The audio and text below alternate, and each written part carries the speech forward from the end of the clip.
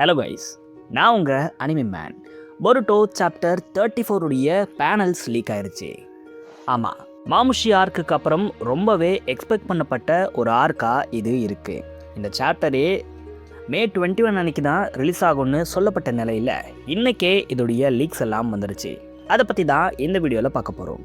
அதுக்கு முன்னாடி நம்ம சேனலுக்கு சப்ஸ்கிரைப் பண்ணிவிட்டு அப்படியே அந்த லைக் பட்டனையும் தட்டி விட்டுருங்க. நம்மளுடைய பேக்கப் சேனலும் இருக்குது, மறக்காமல் அதுக்கும் சப்ஸ்கிரைப் பண்ணி வச்சுக்கோங்க.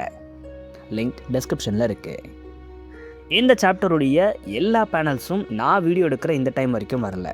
ஒரு சில பேனல்ஸ் மட்டும்தான் லீக் ஆகி இருக்கிறதால ஆர்டர் பை ஆர்டராக இதை போட முடியல. ஸோ என்னால் முடிஞ்ச அளவுக்கு ஆர்டராக வச்சு இந்த ஒரு பேனல்ஸை எக்ஸ்பிளைன் பண்ண ட்ரை பண்ணுறேன். அடுத்தடுத்து பேனல்ஸ் வர அடுத்தடுத்த வீடியோ நம்மளுடைய சேனலில் வரும். ஸோ முதல் பேனல்லையே நமக்கு கோஜி அண்ட் பொருட்டோவுடைய ஒரு கான்வர்சேஷனை தான் காட்டுறாங்க. ப்ரெடிக்ஷன்ஸ் வீடியோலையே இவங்க 2 பேருக்குமான ஒரு கான்வர்சேஷன் இருக்குங்கிற மாதிரி நான் சொல்லியிருந்தேன். அது மட்டும் இல்லாமல் கண்டிப்பாக கோடை பற்றி கோஜி சொல்லுவாருங்கிற மாதிரியும் சொல்லியிருந்தேன். அதே மாதிரி இங்கே கோடை பற்றி பொருட்டோவுக்கு கோஜி முன்னாடியே சொல்லிடுறாரு.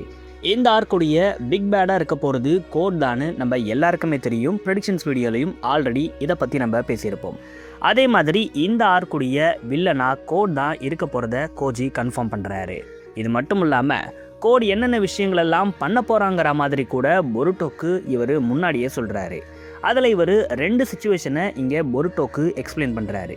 மொதல் சுச்சுவேஷனில் பொருட்டோ கோடை கொண்டுடுறாரு. இதை கேட்ட பொருட்டோ கண்டிப்பாக அதுதான் நடக்கும், அவனாலெல்லாம் என்னை ஜெயிக்க முடியாதுங்கிற மாதிரி சொல்கிறாரு. அது மட்டும் இல்லாமல் கோடு இருக்கிற லொக்கேஷனே பொருட்டோக்கு தெரியுமா, அதனால் அவனை ட்ராக் பண்ணி அவனை கொல்றது ரொம்ப ரொம்ப ஈஸிங்கிற மாதிரி இங்கே பொருட்டோ கிட்ட கோஜி சொல்கிறாரு. இது ஃபஸ்ட்டு பாசிபிலிட்டி. செகண்ட் பாசிபிலிட்டி என்னென்னா கோட் அங்கேருந்து எஸ்கேப் ஆகிடுவான். ஆமாம், கோடால் பொருட்டோவை பீட் பண்ண முடியாதுன்னு கோடுக்கே தெரிஞ்சிருக்கான். இதனால் கோட் அங்கேருந்து எஸ்கேப் ஆகி அவன் சரடாவை டார்கெட் பண்ணுவாங்கிற மாதிரி கோஜி சொல்கிறாரு. இது சரடாவாங்கிற மாதிரி பொருட்டோ கேட்க இந்த ஒரு பேனல் மட்டும் முடியுது. இந்த ஒரு பேனலில் மோஸ்ட் ப்ராபபிளி என்ன நடந்திருக்கும் அப்படின்னா கோடுடைய ஆக்சுவல் டார்கெட் பொருட்டோ தான். அதில் எந்த ஒரு மாற்றமும் இல்லை. ஆனால் பொருட்டோவை கோடால் ஈஸியாக பீட் பண்ண முடியாது. இதனால் பொருட்டோவுடைய வீக்னஸ் பாயிண்ட்டை கோட் டார்கெட் பண்ணணும். இதுக்காக தான் இவர் சரடாவை டார்கெட் பண்ணி வச்சுருக்காரு. சரடாவை ஒருவேளை இவர் கடத்தி வச்சுட்டா கண்டிப்பாக பொருட்டோ கோட் சொல்கிறத கேட்டே ஆகணும். இதனால தான் கோட் சரடா மேலே அவருடைய டார்கெட்டை வச்சிருக்காருங்கிற மாதிரி நமக்கு இந்த ஒரு பேனலில் புரியுது. இந்த ஒரு பாயிண்ட்டை இன்னமும் ப்ரூவ் பண்ணுற மாதிரியான ஒரு சில விஷயங்களெல்லாம் அடுத்தடுத்தே நடந்திருக்கு. அது எல்லாத்தையும் இப்போ நான் சொல்கிறேன். ஸோ இந்த ஒரு பேனல் முடிஞ்சதுக்கப்புறம் நமக்கு டோட்டலாக அடுத்து என்ன ஆச்சுன்னு தெரியல. ஏன்னா அதுக்கான பேனல்ஸ் லீக் ஆகலை. நமக்கு அப்படியே கட் பண்ணால் சரடா கண் விழிக்கிற இந்த ஒரு பேனலை காட்டுறாங்க. சரடா பக்கத்தில் சுமிரேவும் சாக்குராவும் இருக்காங்க. ரொம்ப வருஷம் கழித்து நமக்கு மாங்கால ரொம்ப பெரிய ரோலில் சாக்குராவை இந்த சாப்டரில் பார்க்க முடியுது. சரடா நான் எங்கே இருக்கேங்கிற மாதிரி கேட்க சுமிரே நீ இப்போது சேஃபாக இருக்க, அந்த பக் இறந்து போயிட்டான், எல்லா பிரச்சனையும் சால்வ் ஆயிடுச்சு, நம்ம எல்லாருமே சேஃபாக இருக்கோங்கிற மாதிரி சுமிரே சொல்கிறாங்க. சரடா எந்த பதிலும் பேசாமல் முழிக்கிறாங்க.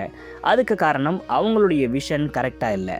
அவங்களுக்கு முன்னாடி உட்கார்ந்துருக்கிற சோச்சோவை அவங்களால தெளிவாக பார்க்கவே முடியல. இதனால் அது சோச்சோ தானாங்கிற மாதிரி ஒரு குழப்பத்தில் தான் அவங்க கேட்குறாங்க. இதை சோச்சோ ஒரு மாதிரி ஷாக் ஆகி பார்க்குறாங்க. இதை கவனித்த சாக்குரா சரடாவுடைய கிளாஸஸை கொண்டு வந்து கொடுக்குறாங்க. அது மட்டும் இல்லாமல் உனக்கு எத்தனை விரல்கள் தெரியுது அப்படிங்கிற மாதிரி சரடா கிட்ட சாக்குரா கேட்குறாங்க. சரடா கிளாஸை மாட்டின உடனே எல்லாமே நார்மல் ஆகிடும்னு நினைக்கிறாங்க. ஆனால் கிளாஸை மாட்டியும் அவங்களுடைய விஷன் இப்போ வரைக்கும் நார்மல் ஆகலை. இதை சாக்குரா நல்லாவே புரிஞ்சுக்கிட்டாங்க. நான் நினச்ச மாதிரியே உன்னுடைய விஷுவல் சரியாகலை, உன்னுடைய ஐசைட் ரொம்ப ரொம்ப மோசமாக போயிடுச்சு. மங்கக்யோ ஷாரிங்கன்னு ஒருத்தர் யூஸ் பண்ணாங்கன்னா அவங்களுக்கு கிடைக்கக்கூடிய பரிசுங்கிறது இதுதான். அவங்களுடைய விஷன் மோசமாகிடும். இதே மாதிரி இந்த ஒரு மங்கக்யோ ஷாரிங்கன்னு நீ யூஸ் பண்ணிக்கிட்டே இருந்தீங்கன்னா நீ கம்ப்ளீட்டாக பிளைண்ட் ஆகிடுவ. இதுதான் மங்கக்யோ ஷாரிங்கன் யூஸருக்கு கொடுக்குற பரிசுங்கிற மாதிரி சாக்குரா சொல்கிறாங்க.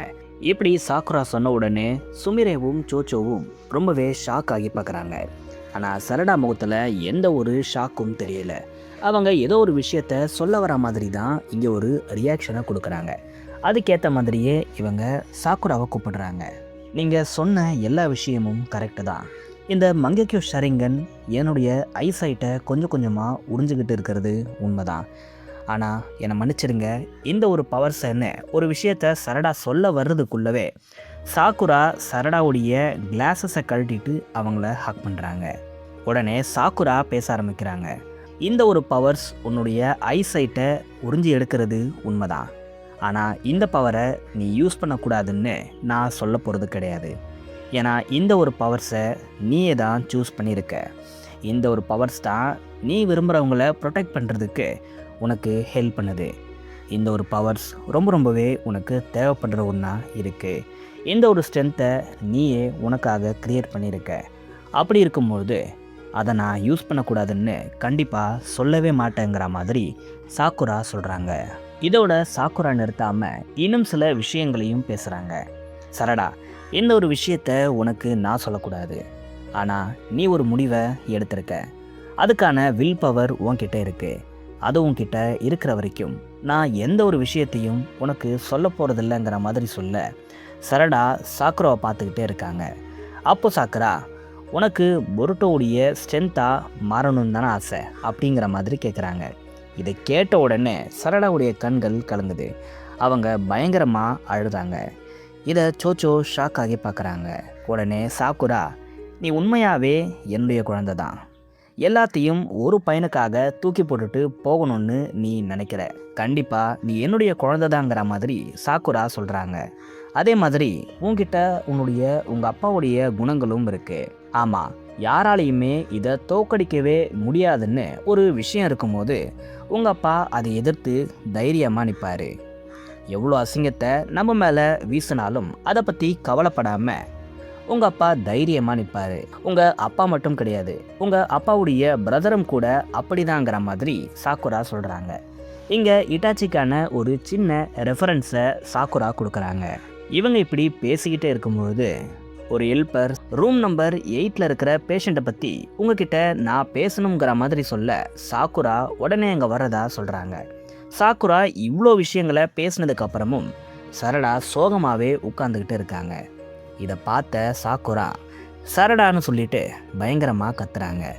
அப்பவும் சரடா எந்த ஒரு அசைவும் இல்லாமல் யோசிச்சுக்கிட்டு இருக்க உடனே அவங்களுடைய ஷனரா அப்படிங்கிற வார்த்தையை யூஸ் பண்ணுறாங்க. இந்த ஒரு வார்த்தையை இவங்க பேட்டில் அப்போ அதிகமாக யூஸ் பண்ணி நம்ம பார்த்துருப்போம். இந்த ஒரு வார்த்தையை கேட்டதுக்கு அப்புறம் சரடா கொஞ்சம் கான்ஷியஸ்க்கு வராங்க. அந்த ரூமில் இருக்கிற எல்லாருமே ஷாக் ஆகுறாங்க. என்ன நடந்துச்சு இப்போது, எதுக்காக இவங்க இப்படி கத்துறாங்கங்கிற மாதிரி எல்லாருமே யோசிச்சுக்கிட்டு இருக்க சாக்குரா அங்கேருந்து கிளம்புறாங்க. சாக்குரா இப்படி கத்திட்டு போன அப்புறம் சோச்சோ, சுமிரே, சரடா 3 பேர் மட்டும்தான் தனியாக இருக்காங்க. அப்போ சோச்சோ, நான் எப்போவுமே ஒரு விஷயத்த யோசிப்பேன். இப்போது சாக்குரா பேசிட்டு போன அந்த ஒரு வார்த்தைக்கு என்ன அர்த்தம்ங்கிற மாதிரி கேட்குறாங்க. அதுக்கு சரடா, உண்மையாக எனக்கும் தெரியாது அப்படிங்கிற மாதிரி சொல்கிறாங்க. நமக்கு அப்படியே சாக்குராவை காட்டுறாங்க. அவங்க அழுதுகிட்டே அங்கேருந்து போகிறாங்க. ஆமாம், இவ்வளோ நேரமும் சரடாக்காக தான் இவங்க தைரியமாக பேசினாங்க. ஆனால் உள்ளுக்குள்ளே சாக்குரா ரொம்பவே உடஞ்சி போய் இருக்காங்கங்கிற மாதிரி இந்த ஒரு பேனலில் நமக்கு காட்டுறாங்க. அதை தாண்டி சாக்குரா ரொம்பவே இன்க்ரெடிபிளான ஒரு பர்சன்கிற மாதிரி சரடா சொல்கிறாங்க. இதுக்காக ஒரு என்டையர் பேனலையே இவங்க டெடிகேட் பண்ணியிருக்காங்க. அதுக்கப்புறம் கொஞ்ச நேரம் ஆகுது. ஆனால் இந்த ஒரு கான்வர்சேஷன் இவங்க 3 பேருக்குள்ளே முடியவே இல்லை. சோச்சோ சரடாவை பார்த்து ஒரு விஷயம் சொல்கிறாங்க. சரடா, நான் எப்போவுமே ஒரு விஷயத்த யோசிப்பேன். அதாவது கவாக்கி கூட தான் நீ ஆக்சுவலாக க்ளோஸாக இருக்கணும். ஏன்னா கவாக்கி தான் நருட்டோ உசுமாக்கியுடைய சன்னாக இருக்கார். இந்த லீஃப் வில்லேஜுக்காக நிறைய விஷயங்களை பண்ணியிருக்காரு. நருட்டோவை கொன்ன பொருட்டோவை தேடிக்கிட்டு இருக்காரு. அவனை எப்படியாவது தீர்த்து கட்டணும்னு நினச்சிக்கிட்டு இருக்காரு. இப்படி இவ்வளோ போராட்டங்களுக்கு மத்தியில் கவாக்கி இருக்கும்பொழுது நீ கண்டிப்பாக கவாக்கி கூட தான் இருந்திருக்கணும். ஆனால் அதை விட்டுட்டு பொருட்டோங்கிற இந்த ஒரு ட்ரைட்டர் கூட எதுக்காக நீ எப்பவும் சேர ஆசைப்படுறங்கிற மாதிரி நான் அடிக்கடிக்கு யோசிப்பேன். எனக்கு இந்த விஷயம் புரியவே புரியாது. ஆனால் எப்போ நான் பொருட்டோ கூட பேட்டலில் ஃபைட் பண்ணனோ அப்போவே எனக்கு ஒரு விஷயம் புரிஞ்சிருச்சு. பொருட்டோ உண்மையாகவே லீஃப் வில்லேஜுக்காக தான் ஃபைட் பண்ணிகிட்டு இருக்கிறான். இதுதான் உண்மைங்கிற மாதிரி சோச்சோ சொல்கிறாங்க. கட் பண்ணால் நமக்கு கடைசியாக ஒரு பேனலை காட்டுறாங்க. இந்த ஒரு பேனலில் பொருட்டோ அவருடைய காமாவை ஆக்டிவேட் பண்ணிவிட்டு மாமுஷியுடைய சோல் த்ரோன் பல்பை எடுத்துக்கிட்டு பக் கிட்ட போகிறாரு. பக் இந்த டிவைன் ட்ரீக்குள்ளே அடப்பட்டு இருக்காரு. இந்த ஒரு ட்ரீல தான் கோடுடைய மார்க் இருக்கிறத நமக்கு காட்டுறாங்க. ஆக்சுவலாக பொருட்டோக்கு கோடை பற்றி நல்லாவே தெரிஞ்சிருக்கு. அதனால் அவர் எல்லாத்துக்குமே ரெடியாக தான் போயிட்டுருக்காரு. போயிட்டு அவருடைய சோல் த்ரோன் பல்பை எடுத்து அந்த ஒரு ட்ரீ கிட்ட போகிறதோட இந்த ஒரு பேனல் முடியுது. ஸோ நான் ரெக்கார்ட் பண்ணுற இந்த டைம் வரைக்கும் இவ்வளோ பேனல்ஸ் தான் ரிலீஸ் ஆகி இருந்துச்சு.